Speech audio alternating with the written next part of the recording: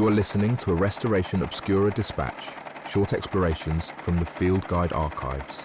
Each mini-episode opens a single file from the archive, fragments of history gathered from the fieldwork of Restoration Obscura. Here's the creator of Restoration Obscura, John Bulmer.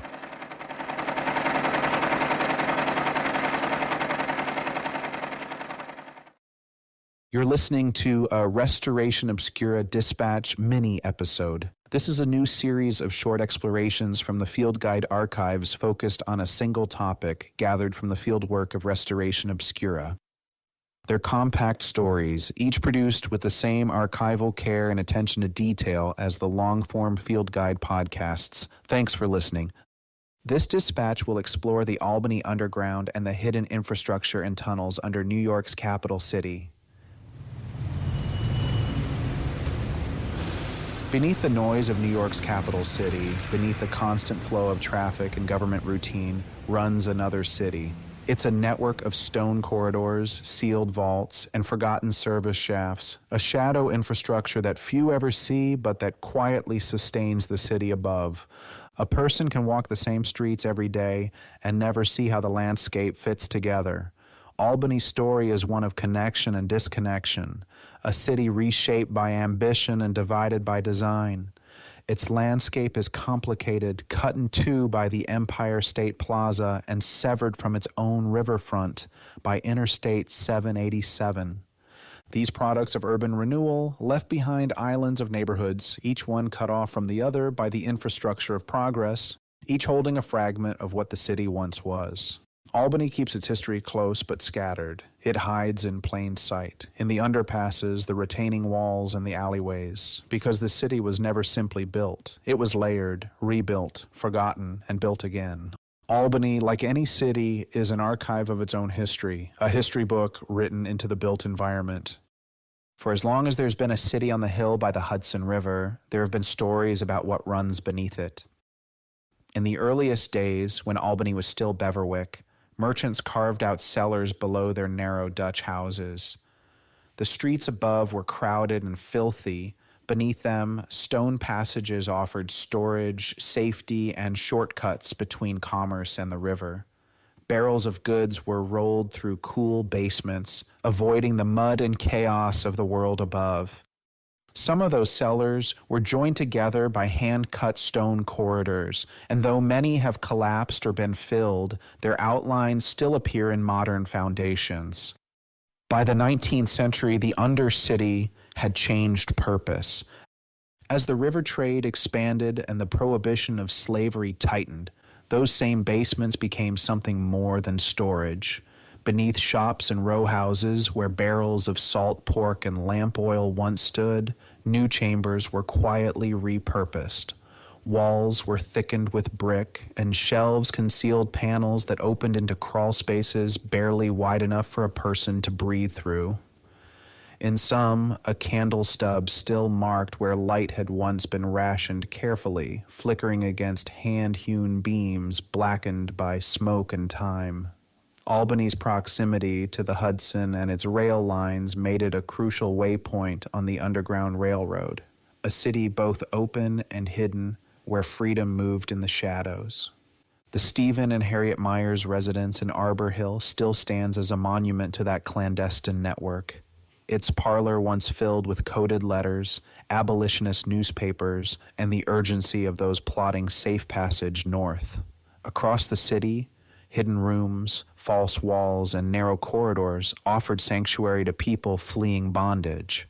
Some were no larger than a coal bin, others connected adjoining basements, forming secret routes between homes whose owners risked imprisonment to shelter strangers.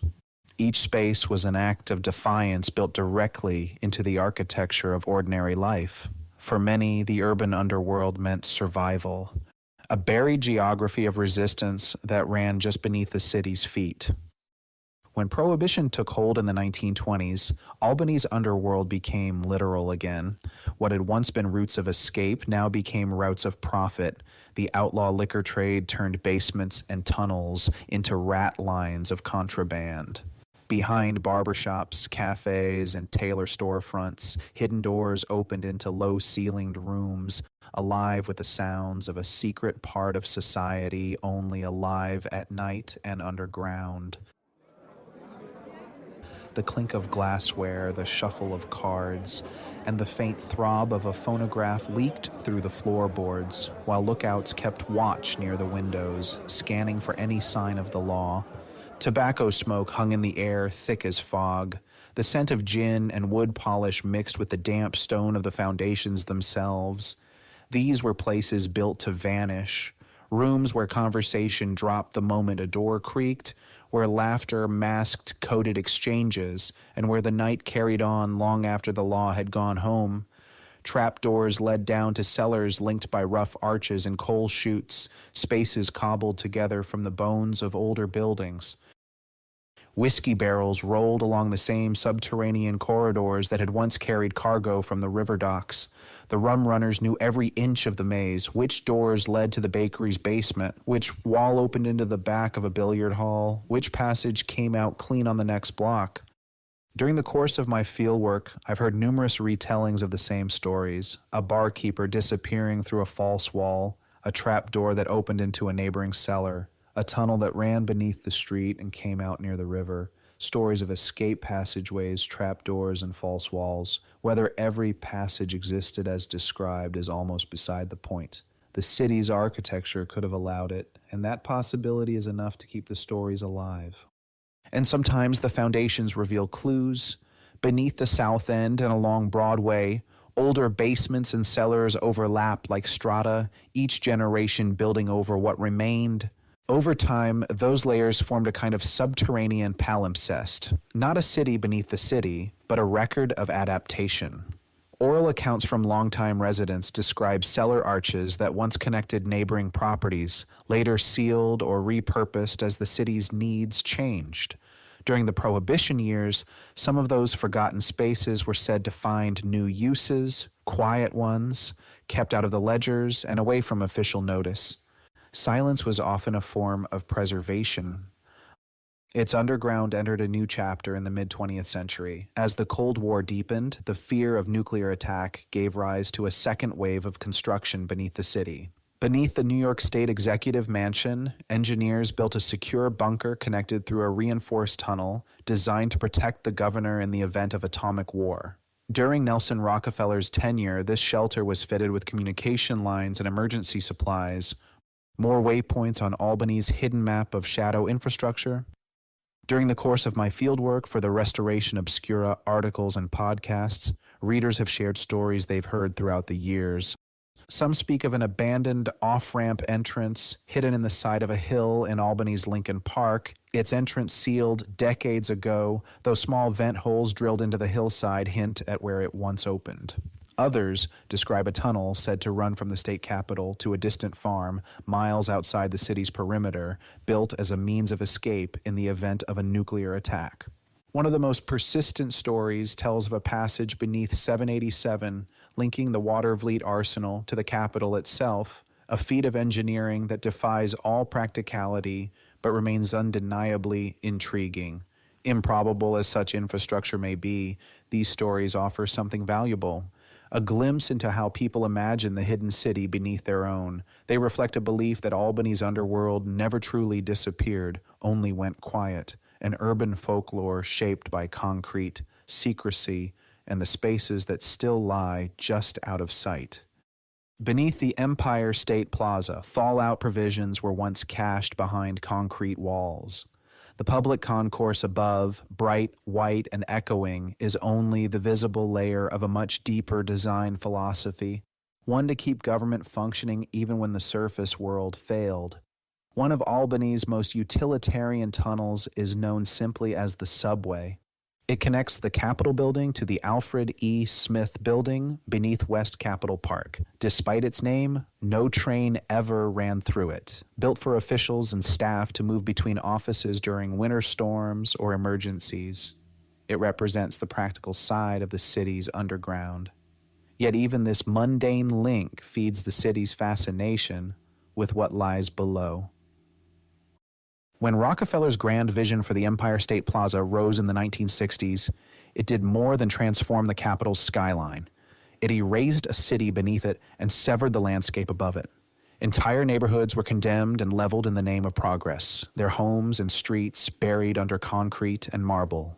What emerged was monumental and alien, a symbol of power built on the cleared ground of working-class life.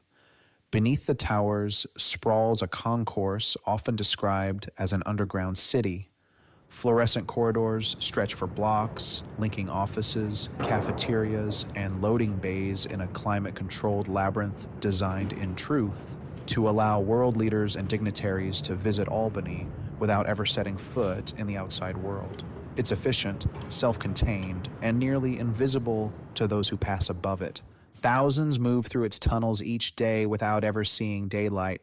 If the plaza above was built to project strength and permanence, the concourse below became its shadow, a buried network sustaining the machinery of government constructed over the ruins of old Albany. Move north toward Colony and you find another layer, the Central Avenue pedestrian tunnels, constructed to allow safe passage beneath one of the region's busiest corridors. These concrete tubes were later repurposed for utilities. The entrances are sealed now, their stairwells hidden by overgrowth or pavement, but the tunnels remain, a ghost infrastructure maintained by inertia. The university at Albany's uptown campus continues the tradition.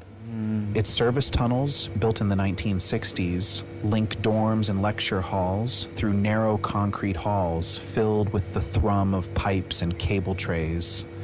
Students tell legends of secret doors, surveillance labs, and rooms where experiments were once conducted. In reality, they carry steam, chilled water, and data lines.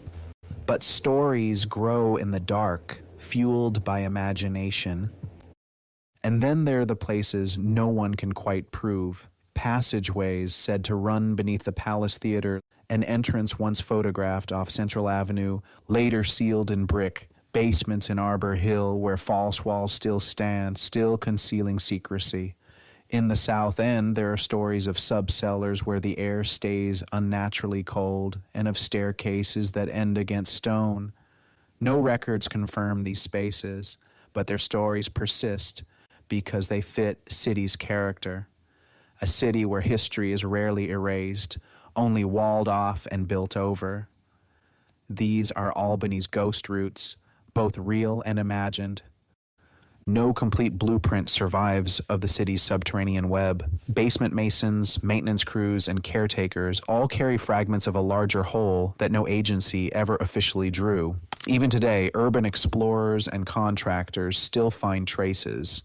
A bricked archway uncovered during renovation, a stairwell that descends into darkness and ends abruptly, hatches paved over in the older streets of the downtown core. There is something deeply human about tunnels. They answer a need older than cities themselves.